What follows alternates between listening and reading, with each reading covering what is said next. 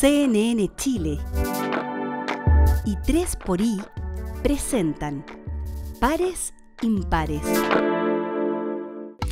¿Cómo están? Bienvenidos, bienvenidas a un nuevo capítulo de Pares Impares, un capítulo especial, extraño, en que nos detenemos para innovarnos a nosotros mismos y tratar de poner un foco en torno a los resultados que ha arrojado el nuevo estudio de polarizaciones realizado por la corporación 3xI y Criteria. Hoy queremos mirar y partir un poco de atrás hacia adelante, partir por el futuro, mirar cómo los resultados y los hallazgos de este estudio nos permiten imaginar un futuro diferente, un futuro que queremos amasar de una manera distinta, en la que chilenos y chilenas puedan encontrar un camino común, que parece haber sido una de las grandes señales que arrojaron las últimas elecciones y esperamos siga siendo la tendencia de las siguientes. Para poder hablar de eso, queremos llevar la mirada al espacio un poco más íntimo, a los territorios, a las municipalidades, donde las personas tienen una relación muy directa con los otros, pero también con la institucionalidad, y donde parece haber mucha esperanza, porque es ahí donde descentralizadamente a lo largo de todo Chile podemos construir espacios e innovaciones que se vayan contagiando y construyendo al final en la imagen total, llena de pequeños píxeles, una imagen mucho mejor. Para eso hoy invitamos a dos alcaldes recién, uno reelecto, el otro electo, el alcalde Tomás Bodanovich de Maipú y Mario Desbordes de Santiago. Bienvenidos ambos. Muchas gracias por la invitación. Bueno, como les comentaba, esta es una invitación extraña para la política como se vive hoy o la que vemos en la tele, porque los estamos invitando al espacio de la confluencia a conversar sobre el futuro común, sobre la colaboración y sobre estos espacios que ha iluminado el estudio de polarizaciones de oportunidad para eventualmente construir ese país con el que yo creo todos soñamos. Y me gustaría partir sobre un primer gran hallazgo del estudio de polarizaciones, y es que parece que estamos menos polarizados y que tenemos mayor disposición al diálogo. Y quiero saber qué opinan de eso y voy a partir contigo, Mario. Yo creo que la mayor polarización se da en las élites y sobre todo en las políticas. La ciudadanía no está tan polarizada. Si hay algo que recojo de la campaña que acabo de terminar, es una demanda muy fuerte en dos temas, que creo que además que si no solucionamos uno y superamos el otro, está en riesgo la democracia. Uno de ellos es el tema de la corrupción. La ciudadanía demanda transparencia, demanda castigo al corrupto o a la corrupta, y por lo tanto ahí tienes un tema. El segundo tema es justamente este. La gente te dice en la calle, por favor, don Mario, dejen de pelear, pónganse de acuerdo. Yo veo a los políticos, dice, enfrascados en sus luchas, en sus discusiones, en sus gritos, en sus descalificaciones, y resulta que ninguno de los grandes problemas que tenemos los ciudadanos de a pie se solucionan. Y no veo que los políticos estén hoy día a la altura en eso, y fíjate que es un punto que te hace todos los días la gente en la calle durante toda la campaña, adultos mayores, gente joven, de todos los segmentos, es impresionante. Entonces, si no somos capaces de enfrentar con mucha fuerza el tema de la corrupción y en el otro lado somos capaces de demostrarle a la ciudadanía que la política está a la altura de buscar soluciones, conversar, dialogar, defender lo que uno cree, lo que uno piensa, ¿cierto? Pero a partir de ahí intentar buscar puntos en común, yo creo que la gente termina cansándose de la política y los políticos y termina o no yendo a votar o votando por populistas o seguidores de modelo autoritario. Y por lo tanto, de verdad, creo que son dos temas en donde nos jugamos hoy día la democracia. ¿Compartes?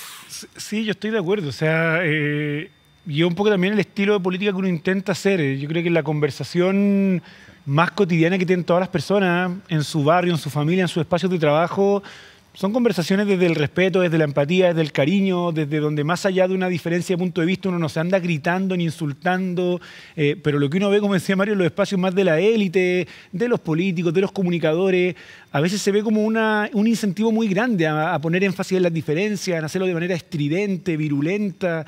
Y esa yo creo que no es la forma natural que tenemos nosotros de tratarnos. Yo trato poco de entrar en conflicto político en general, pero a veces uno ve por la tele cómo se tratan, y uno dice, estos compadres se tratarán así en la casa, se tratarán así en sus espacios de trabajo, se tratarán así en las reuniones de apoderados. No lo creo. Yo creo que a veces es un acto medio performático, quizás, que puede representar alguna rabia que exista efectivamente en la sociedad, pero yo estoy de acuerdo. Yo creo que lo que hoy día necesitamos no es que todos pensemos lo mismo, porque eso no es posible, pero sí que en esa diferencia podamos encontrarnos, tratarnos con cariño, tratarnos con respeto, entender que buscamos objetivos comunes en algunas materias y que podemos trabajar colaborativamente para ello.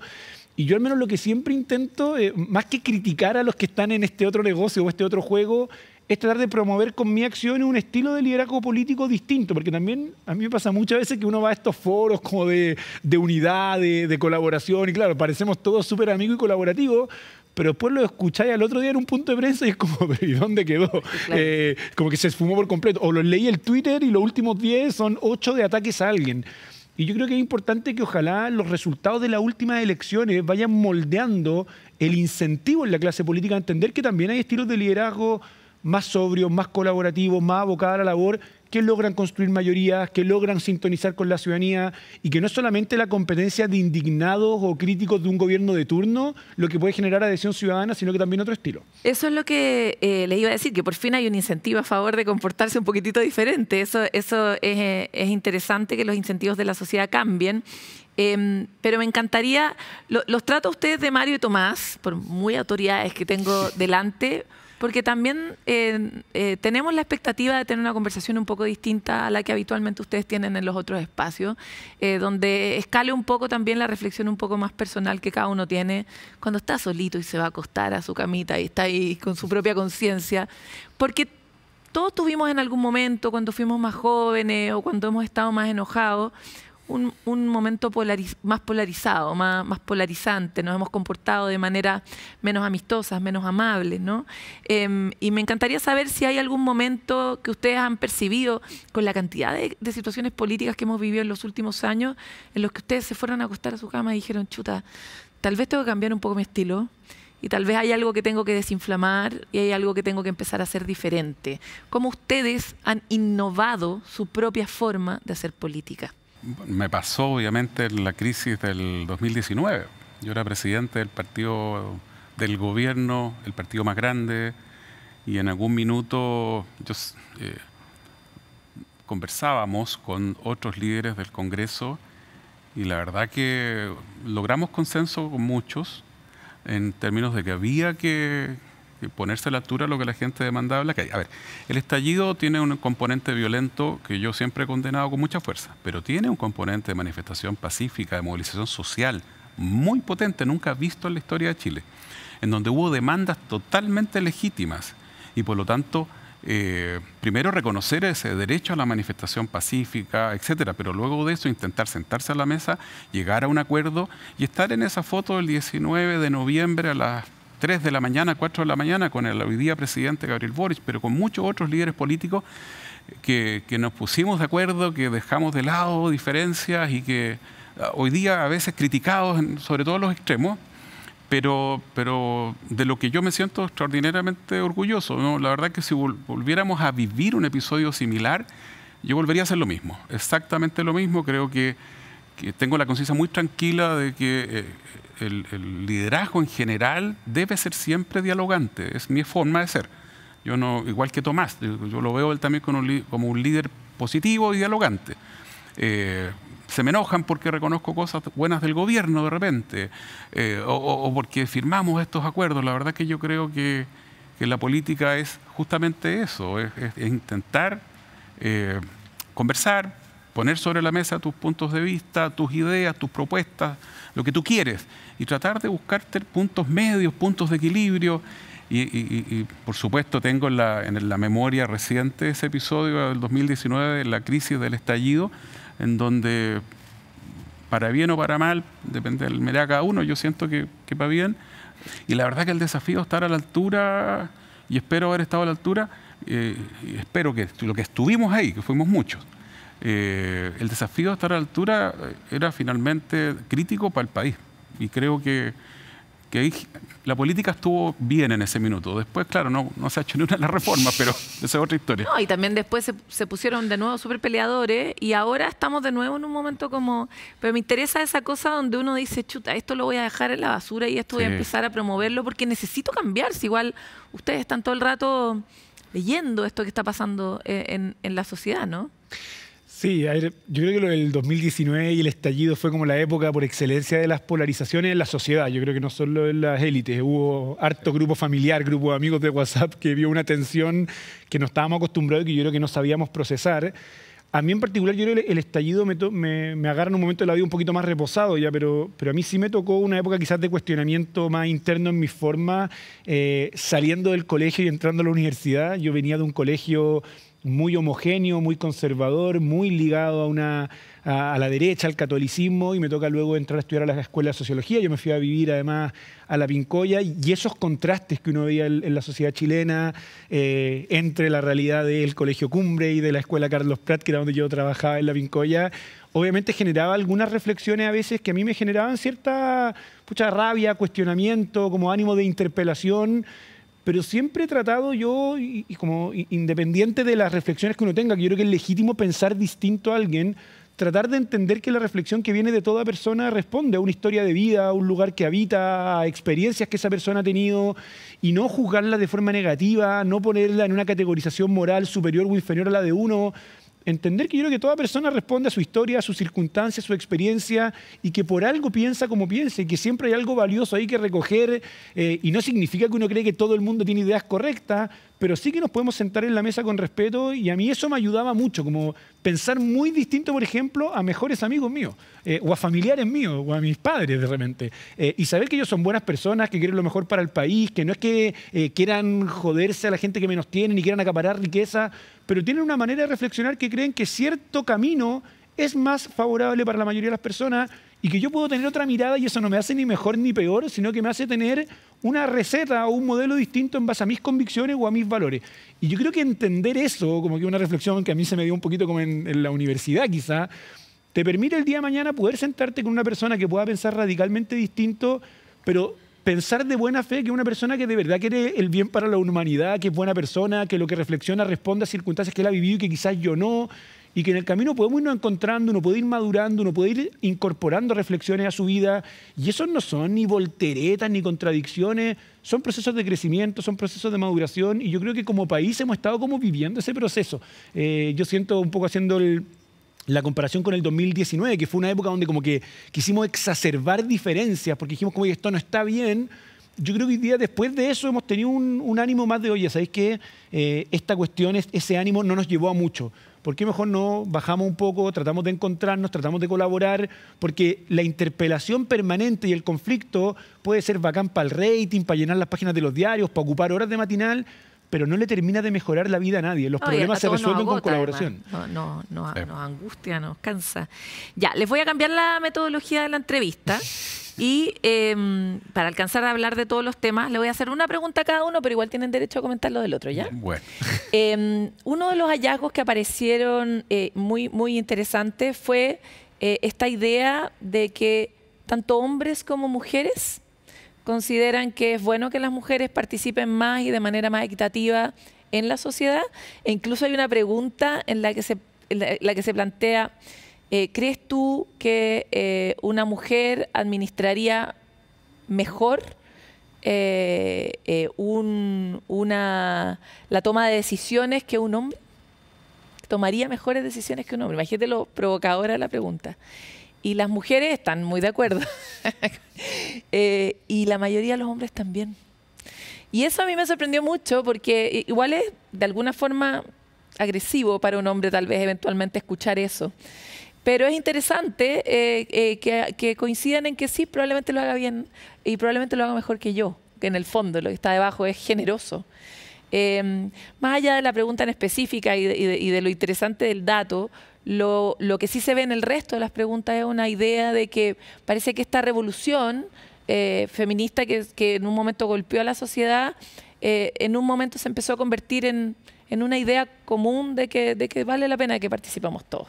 Entonces quiero saber qué te pasa con ese hallazgo, Mario. Bueno, lo comparto absolutamente. Soy orgulloso embajador de Hay Mujeres.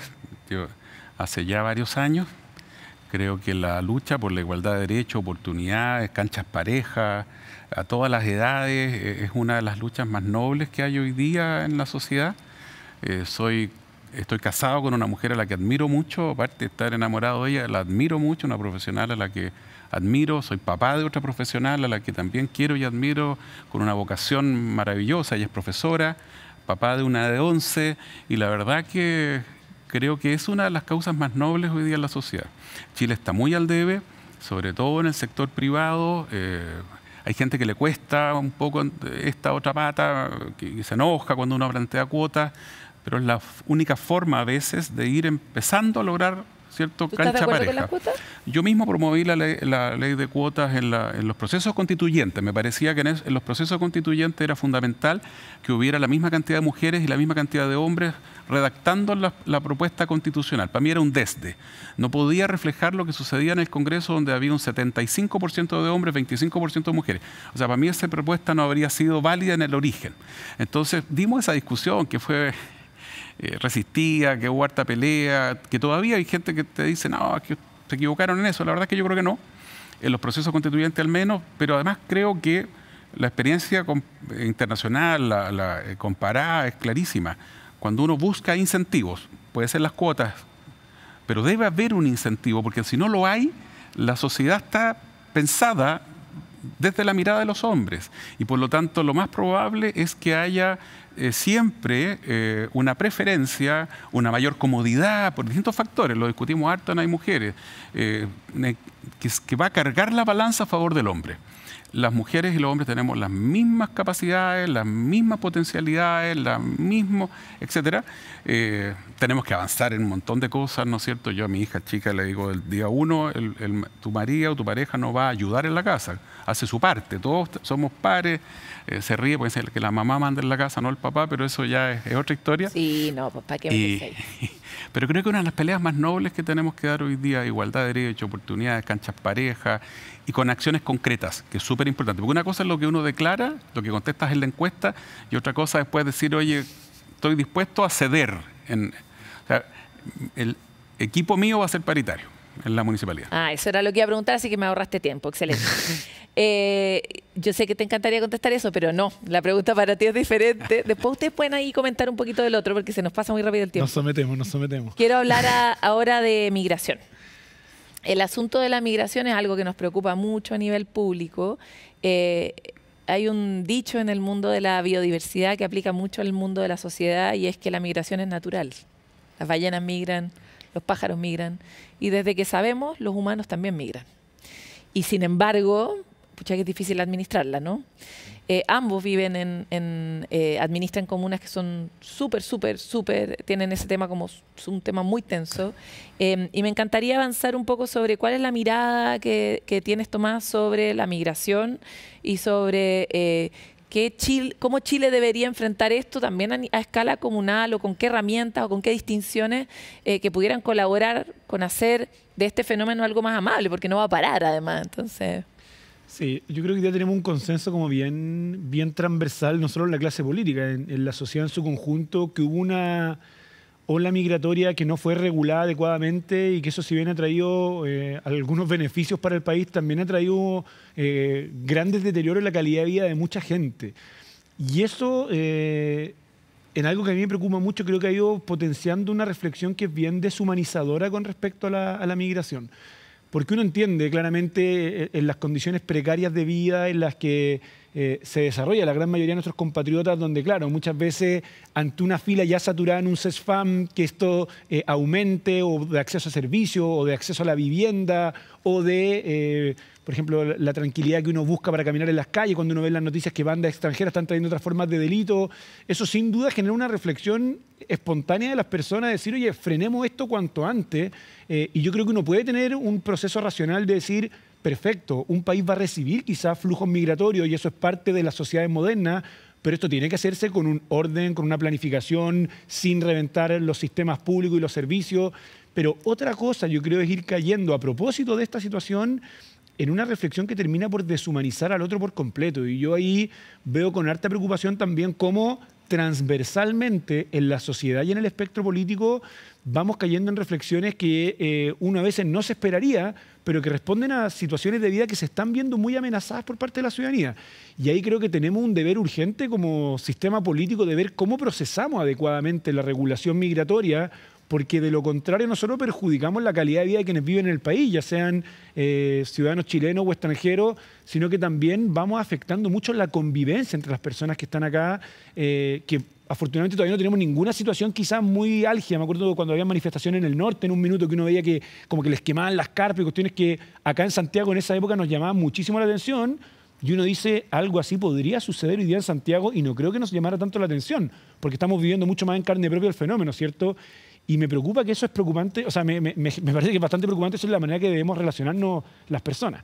Y en el resultado, de hecho, de este estudio se ve bastante consenso en que necesitamos atrapar, ¿no?, la conversación sobre migración, pero también vivimos en un país que tiene una tasa de natalidad a la baja dramáticamente en comparación con otros países de América Latina, donde justamente son los migrantes quienes pueden sostener esa tasa de natalidad y equilibrar un sistema que está estresado por donde se le mire, ¿no? Entonces, es un desafío complejo y por lo mismo me encantaría llevarlo a un ámbito donde podemos hacer un gran resumen, un gran comentario de todo lo que hemos visto hasta ahora, pero que una de las preguntas más polarizantes de este estudio es una en la que se pregunta a personas de distintas edades si es que los mayores están preparados para los desafíos del futuro.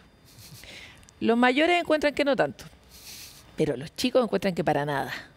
Los jóvenes encuentran que, y yo me voy a meter en el grupo de los mayores, que nosotros, pero sí, nosotros, no estamos preparados para los desafíos actuales. Y eso incluye la migración, incluye la transformación de la incorporación de la mujer e incluye cuestiones como la inteligencia artificial. Y desde ese punto de vista me encantaría ver si ustedes creen que estamos preparados para el mundo en el que estamos y qué tal vez necesitaríamos incentivar para prepararnos más aún. Y aquí me encantaría saber la respuesta de los dos. Mario. Ha sido siempre así, siempre el mayor, la persona de más edad añora los tiempos pasados, tiene mayor resistencia al cambio, es absolutamente normal en todas las sociedades a lo largo de toda la historia de la humanidad. La mayor cantidad de cambios, sobre todo los más rupturistas, provienen generalmente también de los jóvenes. Y por lo tanto no es distinto lo que sucede a lo largo de toda la historia de la humanidad. Los últimos 3 siglos quizás que han sido los con mayor cantidad de transformaciones lo demuestran. El antiguo régimen siempre fue defendido por los mayores, no por los jóvenes. Entonces, es natural que esa sea la mirada. Ahora, el problema es que hoy día los cambios son mucho más rápidos. El problema es que los cambios hoy día tienen que ver con una serie de otros factores y el segundo agregado es que hablar de mayores hoy día respecto de lo que pasaba hace 100 años te abre un abanico mucho más amplio. Yo tengo 56 y la expectativa de vida hoy día es 80 o más y por lo tanto los mayores ahora, yo soy abuelo, los mayores hoy día somos un espectro demasiado grande, mucho más grande de personas que además tenemos un peso dentro de la sociedad en términos porcentuales mucho mayor. Se invirtió la pirámide, habemos más mayores que jóvenes también. Tú hablabas de la tasa de natalidad que está en índices bajísimos. Entonces sí, es un desafío enorme esta velocidad en que se producen los cambios. Hace 20 años atrás hablábamos del cambio tecnológico y hoy día tenemos encima la inteligencia artificial y para una persona como yo que creció viendo Terminator me da pavor de que la inteligencia artificial y fíjate que fue debate como ministros de defensa en algún minuto, el alcance y los riesgos que la inteligencia artificial y veíamos algunas de las posturas que tenían varios de los teóricos de la física más destacados del mundo, cuál era el riesgo de que la inteligencia artificial terminara controlando la defensa, las armas, etcétera. Entonces, la verdad que para nosotros, para el más joven, por supuesto, probablemente está abierto a todos estos cambios, más fácil. Nosotros somos resistentes al cambio siempre por regla general. Los cambios son mucho más rápidos hoy día y por lo tanto te van apabullando al final del día y la pega, ¿no es cierto?, es por supuesto intentar alfabetizar digitalmente. Hay que incorporar a los adultos de la tercera y la cuarta edad a estas alturas en estos procesos. Hay que hacerlos también partícipes de los beneficios de estos cambios tecnológicos, de estas modernidades. Lo conversaba con los adultos mayores en campaña. Y por lo tanto es un desafío enorme para toda la sociedad, no para el Estado, no para el municipio, pero el municipio tiene un rol que cumplir ahí. No, muy de acuerdo con lo que dice Mario. Yo creo que estamos viviendo como sociedades cada vez más complejas y que se complejizan a una velocidad que... O sea, yo tengo 34 años y ya a veces me siento como que estoy quedando fuera de los desarrollos tecnológicos. No estamos preparados, ¿no? Yo creo que estamos de acuerdo con los jóvenes. Sí, de la velocidad con la que avanza. Y uno dice, bueno, si ahora estoy preocupado como qué va a pasar de mí a los 60. Y como dice Mario, hoy día uno tiene una expectativa de vida que puede ser llegar a los 90 o a los 100. Así es. Si uno se cuida bien, si se alimenta, si se deporta, si no tiene ningún accidente ni contratiempo, puede fácilmente llegar a los 100 años. Y uno dice, ¿cómo va a ser ese mundo? ¿Voy a estar realmente preparado para hacer un aporte? ¿En qué condiciones voy a vivir? ¿Voy a tener ahorros previsionales? O sea, ¿hasta qué edad voy a tener que trabajar para luego poder sostener una vida hasta esa edad? Y yo creo que son preguntas que a uno obviamente lo insegurizan, además del montón de inestabilidades que tenemos de crisis climática, de generación de recursos, de reemplazo del hombre a través de las tecnologías. Entonces, o sea, si yo, una persona de 34 años, ya trato como de estar más o menos actualizado para no quedar fuera, me imagino que este temor va aumentando en la medida que van avanzando los años. Y esa es una cuestión compleja para la inestabilidad e inseguridad con la que vamos viviendo en el mundo. Yo creo que gran parte muchas veces de esas disminuciones en la tasa de natalidad tienen un montón de factores, por cierto, pero también yo creo que hay una reflexión un poco de, oye, quiero traer a una persona nueva a este mundo, como voy a ser capaz de hacerme cargo de eso con todo lo que significa en términos de económicos, de tiempo, de cuidado, de estabilidad emocional. ¿Qué mundo va a poder vivir esta persona? Y yo creo que esas preguntas que dan un poco más de inestabilidad o inseguridad son en parte factores en la decisión de tener hijos o no, que yo creo que antes era una decisión más como, vamos para adelante, metámosle 4, 5, 6 hijos. Hoy día la gente de mi edad tiene una reflexión mucho más detenida, yo creo, a propósito de todos estos factores. Ahora, quisiera llevarlo a una cosa como más valórica, y es para este mundo que viene hacia adelante, ¿cuáles son los valores que necesitamos promover también territorialmente, cotidianamente en la familia, en los colegios, pensando en que deduzco de lo que me acaban de decir que en general no estamos preparados para el nivel de complejidad que está ocurriendo, ¿no? Además, la transformación efectivamente está siendo muy rápida. ¿Cuáles son esos valores y esos cambios en la cotidianidad que uno puede inculcar que pueden ayudarnos a enfrentar esta dificultad? Si tuviera que elegir dos, esta semana estuve en un debate bien interesante respecto de uno de ellos. El primero es la tolerancia. Y ojo que ya hace 200 años varios intelectuales planteaban los límites a la tolerancia. El que no te cause daño a otra persona, ¿cierto? Todo lo que no cause daño a otra persona yo debería aceptarlo. Después se plantea hace 100 años atrás, oye, ojo, que no solo lo que te causa daño. Tengo que tolerar al intolerante. La madre Lambright tiene un libro súper interesante que se llama Fascismo, donde ella hace un análisis, así, falleció, precioso respecto de cómo evoluciona la sociedad y cómo están hoy día estos riesgos para la democracia. Entonces, el límite es, cuidado, no voy a tolerar al intolerante. Ahí está el límite, por supuesto, porque... Y luego, ahora en el pleno siglo XXI ya los límites están bastante menos claros, pero hay una discusión súper fuerte respecto de cuáles son los límites de la tolerancia, pero siempre partiendo de la base que la tolerancia es un elemento central en la construcción de una democracia y de una sociedad justa. Es la partida, digamos. Y el segundo es la solidaridad. Yo creo que la solidaridad, no como entendida como esta moneda entregada a la persona que te está pidiendo una manito a la salida del metro, sino como la solidaridad en el concepto amplio. La solidaridad entendiendo que vamos en el mismo buque, que tenemos responsabilidades, que por ejemplo un plan universal de salud solidario en donde todos aportemos nuestros fondos y construyamos entre todos ese piso mínimo para que todos tengan garantizado acceso a salud digna, y discutamos si el primer piso es de multiprestador o monoprestador. Yo soy partidario del multiprestador, obviamente es un tecnicismo que no me voy a meter, pero la solidaridad es, creo, la segunda de estos valores en una malla axiológica amplia, pero el segundo que yo destacaría. Por supuesto hay muchos más, pero tolerancia y solidaridad son dos elementos que faltan hoy día y que creo que son centrales en la construcción del Chile que yo quisiera. Para cerrar, Tomás. Si estuviéramos en Twitter, yo le haría retweet a Mario Deporte. No, yo iba a hablar de la solidaridad. Yo creo que para mí es lo más importante. O sea, yo creo que ante la inestabilidad del mundo hay una tendencia y un incentivo muy grande al sálvese quien pueda, ¿cierto? A pensar que yo soy solo responsable de mí mismo, que yo tengo que abordar mis propios problemas y el resto un poco que me sea indiferente.